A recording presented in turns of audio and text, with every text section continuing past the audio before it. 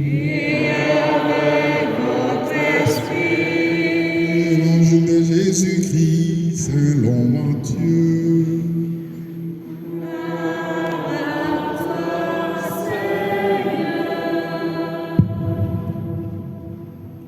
En ce temps-là, les pharisiens allèrent tenir. Acclamons la parole de Dieu.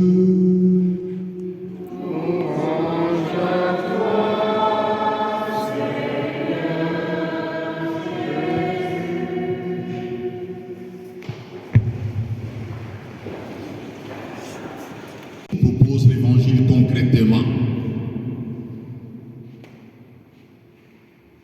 L'évangile nous présente un discours tendu entre les pharisiens et les partisans d'Hérode. Qui sont les pharisiens? Qui sont ces partisans d'Hérode? Traçons un contexte. Je sais que tout le monde sait que dans les temps de Jésus, là où vivait Jésus, était sous l'emprise du pouvoir romain. L'empire romain, avec l'empereur César Auguste, avait conquis presque le monde. Et cet empereur avait installé des rois. Et dans le temps de Jésus, il y avait un roi appelé Hérode qui travaillait en quelque sorte à la place. Il était comme l'ambassadeur de l'empereur César qui habitait Rome. Et on imposait aux gens de payer l'impôt. Et qui recevait cet impôt? Ce n'était pas directement l'empereur à Rome, c'était le roi Hérode, avec ses partisans. Et d'un côté, c'était aussi le chef religieux, entre autres les pharisiens. Et Jésus vit dans ces contextes. Le peuple n'est pas content du roi, n'est pas content de l'empereur parce qu'on leur impose de payer des taxes, des impôts. Et parfois, ces partisans du roi Hérode profite sous le dos de ce peuple pour voler. Rappelez-vous l'histoire de Matthieu, qui était percepteur d'impôts. Le peuple était menacé, il n'était pas content. Mais il ne pouvait rien dire. Alors voilà que Jésus arrive avec toute sa vérité. Il prêche, il fait des bonnes choses. Et on veut monter un coup contre lui. Ils veulent piéger le Seigneur. Ils veulent le prendre en défaut pour le faire taire. Pourquoi ils font ça à cet innocent? Parce que Jésus les dérange. Son amour n'accepte aucune compromission. L'amour de Jésus n'accepte pas des arrangements. Sa vérité dérange. En réalité, je vous dirai une vérité. Ces deux groupes qui s'arrangent pour piéger Jésus ne s'entendaient pas. Les pharisiens ne s'entendaient pas avec ce groupe, les hérodiens, les adeptes d'Hérode. Ils ne s'entendaient pas. Parce que les adeptes d'Hérode étaient sous l'emprise du pouvoir, ils étaient contents, ils voulaient que le pouvoir continue pour qu'ils mangent. Et les pharisiens n'étaient pas contents. Mais les pharisiens n'étaient pas aussi contents de Jésus parce qu'ils les critiquaient. Pour la cause de Jésus. Ses amis d'Hérode, ses partisans d'Hérode et les pharisiens se mettent ensemble pour condamner Jésus. Voyez un peu dans la vie, comment deux ennemis peuvent s'allier, peuvent se mettre ensemble pour une cause. Des gens qui sont des ennemis jurés, mais pour une cause, pour faire tomber Jésus, ils se mettent ensemble. Ils ne se mettent pas ensemble seulement, mais ils préparent un plan, un coup. C'est ce qui est intéressant. Une autre chose à retenir, il faut faire trop attention dans la vie.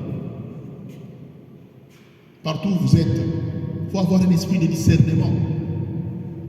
Parce que les gens qui veulent faire un coup, qui veulent vous faire un coup, qui veulent vous faire du mal, qui veulent vous rabaisser, vous faire tomber, ne pensez pas qu'ils viendront avec des mots méchants directement. Ça, l'Évangile nous enseigne. Les gens qui veulent vous faire tomber ne viendront pas avec des mots méchants. Ils viennent avec des paroles très douces. Un coup bien préparé. Ils viennent avec des flatteries. Ils tracent un portrait juste de Jésus. Ils vont te flatter. La personne qui veut te faire tomber va te flatter. Attention. Il faut avoir un esprit de discernement pour comprendre ce qui est derrière le message de la personne. Il trace un portrait juste de Jésus en disant: tu es toujours vrai. Tu enseignes la vérité, le vrai chemin de Dieu. Regardez comment on est malin. On t'encense, ils l'ont encensé. On dit des éloges sur toi et tu es content de dire voilà, il m'aime. Attention.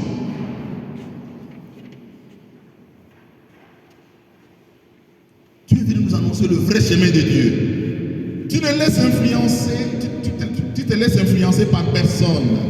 On sait que tu te laisses influencer par personne. Tu ne mets pas de défense entre les gens. Tu n'as pas de parti pris, on sait. Des prémices flatteurs pour arriver à tromper Jésus. À enlever l'attention au vrai problème qu'ils veulent poser. Après avoir flatté le Christ, ils posent maintenant les problèmes.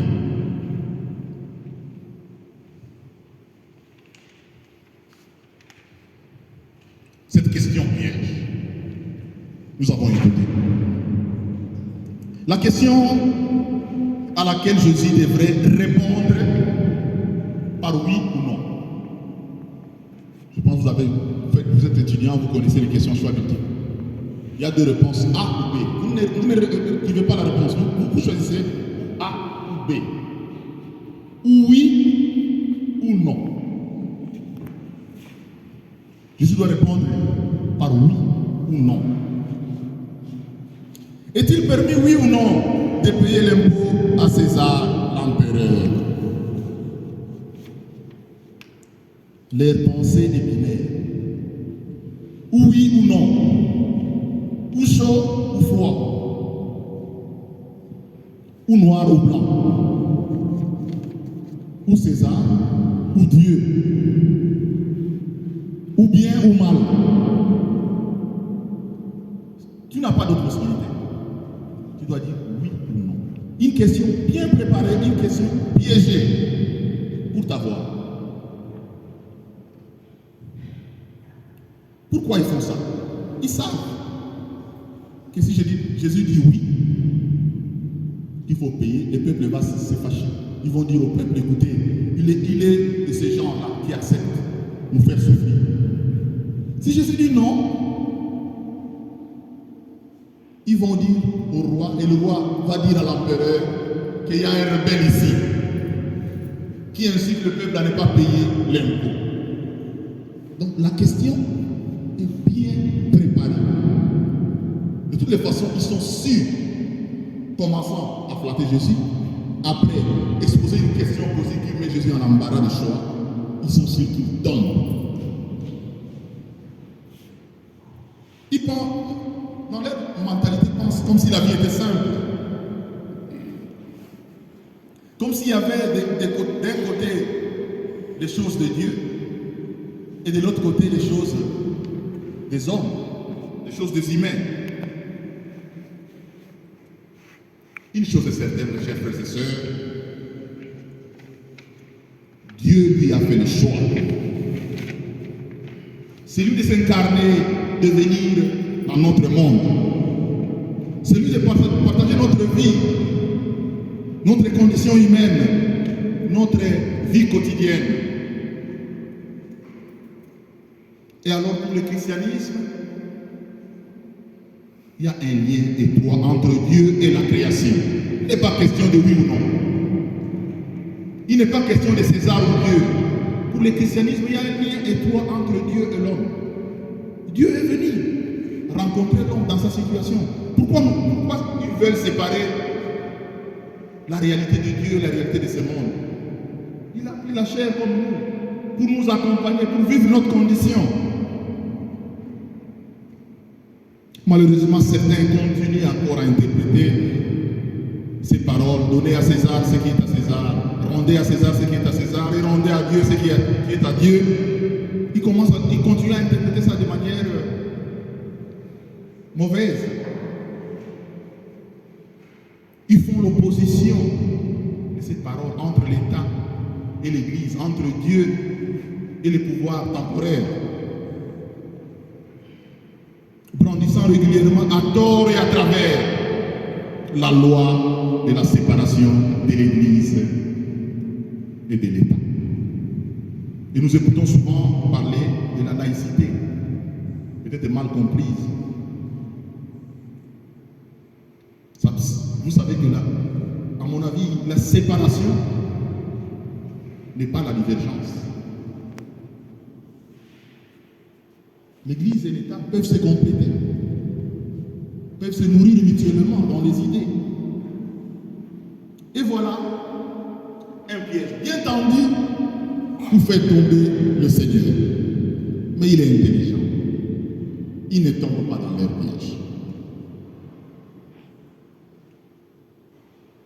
Il montre combien il est sage. Maître, donne-nous ton avis. Il est permis, oui ou non, de payer l'impôt à César. Il est permis, oui ou non. Or, voici que Jésus détourne le piège à leur encontre, à l'encontre de ses interlocuteurs. Il détourne le piège. Il dit, montrez-moi une pièce. Qui a une pièce d'argent là? Montrez-moi. Il ne répond ni par oui ni par non. Montrez-moi une pièce. Il répond à la question par une question.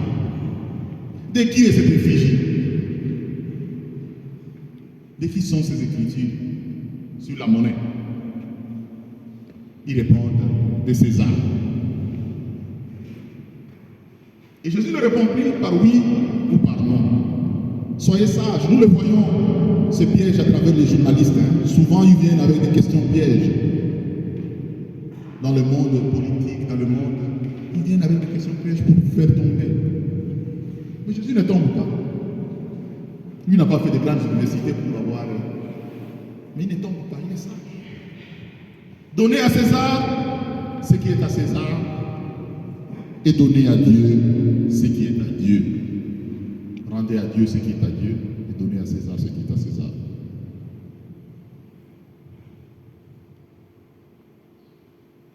Rendre à César ce qui est à César veut dire quoi? Qu'est-ce qui est à César? Bien sûr la monnaie. Rendre à César. Donnez à César sa monnaie. Donnez à César la monnaie à laquelle se trouve son effigie. Parce que César a besoin de nourrir les soldats, a besoin de construire les villes, a besoin peut-être de construire les routes. Même s'il ne le fait pas trop bien, mais il a besoin de ça. Donnez. Payez vos impôts. C'est un droit civil.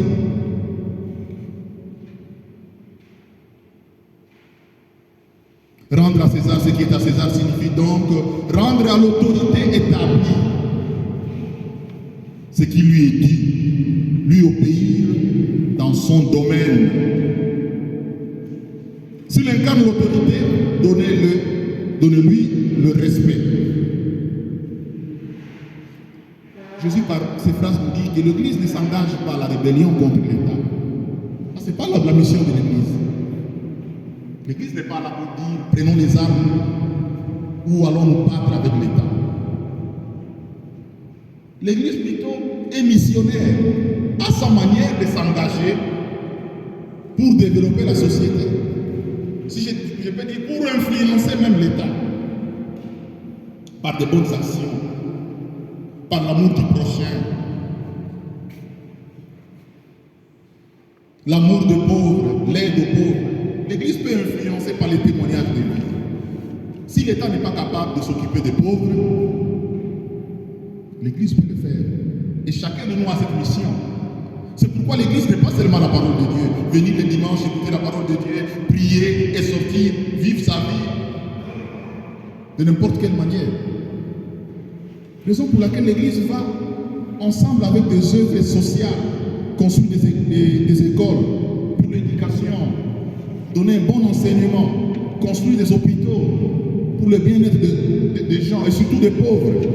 Parce que souvent, les politiciens ou ceux qui ont beaucoup d'argent, ils vivent entre eux. Souvent, ils envoient leurs enfants quand ils sont malades à l'étranger. Tu vois un ministre de santé, quand ses enfants sont malades, ils ne sont pas soignés au pays. Parfois, ils vont à l'étranger. Un ministre de l'éducation, ses enfants doivent aller étudier en France, dans de très bonnes écoles. Et ils s'en foutent des autres, non? Souvent, c'est comme ça. Alors, on va dire non, l'Église ne dit rien. Fermez vos bouches. La laïcité. L'Église, c'est une autre chose. Et parfois, ce sont des chrétiens, ces gens-là, qui font ça. Et ils font la séparation. Quand je suis à l'Église, je suis chrétien. Et quand je suis dehors, je suis politicien, je peux faire du n'importe quoi. Ce n'est pas ça. Il est bien vrai. Donnez à César ce qui est à César, donnez à Dieu ce qui est à Dieu. Mais moi, je réfléchissais, je me suis posé la question, mais qu'est-ce qui est à Dieu? Au moins, j'ai trouvé la réponse, donnez à César ce qui est à César. C'est quoi qui est à César? C'est la monnaie. Et à Dieu, c'est quoi? Qu'est-ce que tu as Dieu? Pardon? Ah, voilà la bonne réponse. Tout est à Dieu. Donnez à Dieu tout. Jésus est malin, hein? Il dit donnez à Dieu ce qui est à Dieu. Mais qu'est-ce qui est à Dieu? Tout est à Dieu. En réalité, même César est à Dieu. Même César est à Dieu. Donnez à César ce qui est à César, donnez à Dieu ce qui est à Dieu. Il n'est pas ici question de chercher de le mettre en piège pour dire qu'il est un danger pour la sûreté nationale. Jésus ne tombe pas dans ces mauvais pièges, dans ces mauvais coups. À la lumière de cet évangile, mes chers frères et sœurs, quel est aujourd'hui le rôle du chrétien? Quel est le rôle du chrétien? Quelle est sa mission dans la société? Jésus nous envoie en mission. Nous avons écouté le dimanche passé, il nous lançait l'invitation. Il nous donnait à chacun une carte d'invitation. Et quelle est la mission des chrétiens? Et quelle est cette mission qui peut influencer l'État? Si l'État ne fait pas, je vous donne l'exemple chez moi. Plus de 50% des écoles sont les écoles de l'Église. Si l'Église fait la grève, l'État ne sera pas supporté. Ça veut dire que plus de la moitié de la population des élèves n'iront pas à l'école. C'est important. L'Église a aussi une mission, pas seulement de dire des paroles vaines, des paroles qui s'envolent, mais des paroles qui prennent la chair. Les paroles qui s'incarnent, les paroles qui deviennent réalité. Il y a tout un enseignement sociale, la doctrine sociale de l'Église, pour développer le peuple. Alors, quelle est la mission du chrétien? Première mission, faire entrer dans la société l'amour de Dieu. Une société qui n'a pas l'amour de Dieu ne peut pas avoir l'amour du prochain. C'est chacun pour soi. Hein? J'ai gagné, je prends l'argent du contribuable, du pauvre petit peuple, je mets dans mon compte pour mes intérêts, pour ma joie. Je pense même aux générations qui n'existent même pas encore. Je pense à la troisième génération qui viendra, le fils de mes fils. Qu'est-ce que je laisserai pour le fils de mes fils? Mais tu as des pauvres à tes côtés, des gens qui n'ont pas du pain à manger. Et l'Église doit montrer l'exemple, faire entrer dans la société l'amour de Dieu. Aujourd'hui, notre société a perdu cet aspect, l'amour du prochain, l'amour de Dieu. Les gens s'en foutent.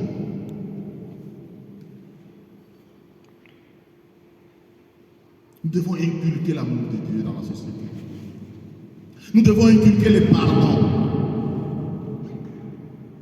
Souvent, notre société a perdu le sens du pardon.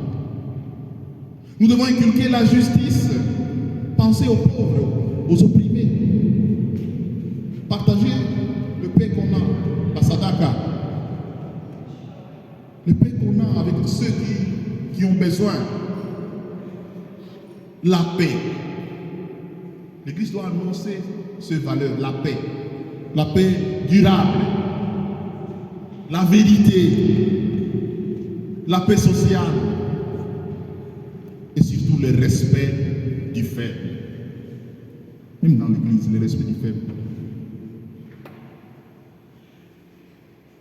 Comme Jésus, le chrétien est appelé à s'engager dans sa société civile. Et s'engager dans sa société civile. Jésus disait, je vis la misère de mon peuple. Et je suis venu pour libérer ce peuple, pour le délivrer. Les chrétiens ne doivent pas fuir la société. Les chrétiens doivent s'insérer dans la société, voir les réalités de sa société, transformer sa société, faire quelque chose pour sa société, travailler pour sa société, pour son pays. Il y a un sage qui disait,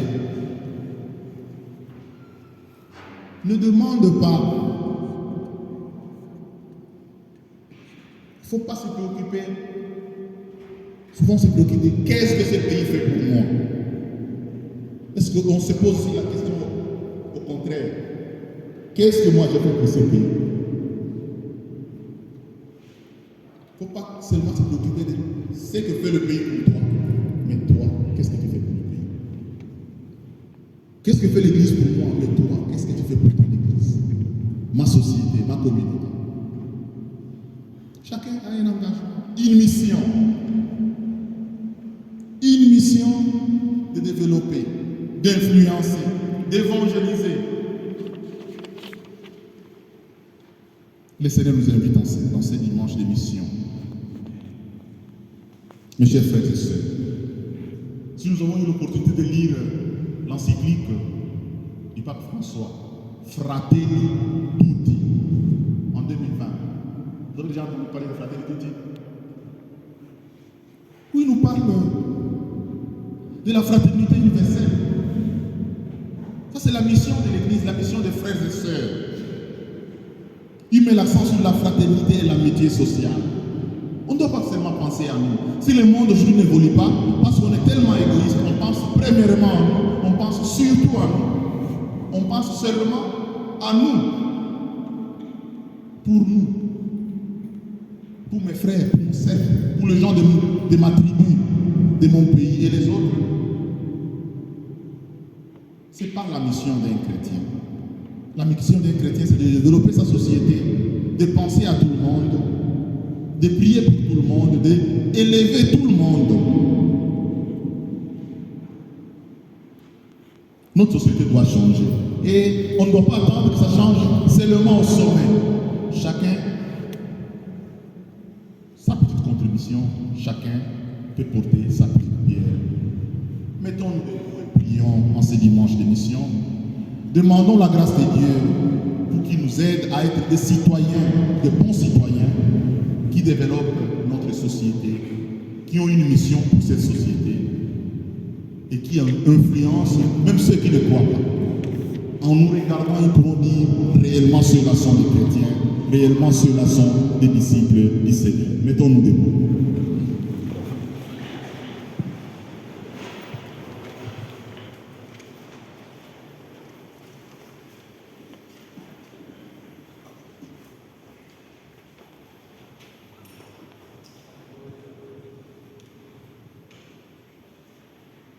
Seigneur Jésus, tu nous envoies aujourd'hui en mission. Tu nous demandes de nous impliquer dans la société en respectant l'autorité, en respectant les lois. Mais tu nous engages à transformer cette société par notre amour, notre tendresse et surtout par notre vérité. Ce n'est pas facile pour nous aujourd'hui de transformer cette société où règne le mensonge, le vol, le détournement de fonds publics, la corruption, les antivaleurs, où le pauvre n'a plus de droits, où le pauvre est exploité, rejeté, où ce qui compte, c'est le moi. Mais Seigneur, tu nous envoies aujourd'hui en mission pour être les artisans d'amour, de paix, de justice, de vérité dans cette société. Tu nous envoies comme des agneaux au milieu des loups pour parler et témoigner de ton amour. Tu veux, Seigneur, que nous ayons contaminé la société par notre amour, par notre justice, par notre vérité, par notre sincérité. Conduis-nous sur le chemin de la vérité, de la justice et de l'amour pour être tes vrais disciples. Amen.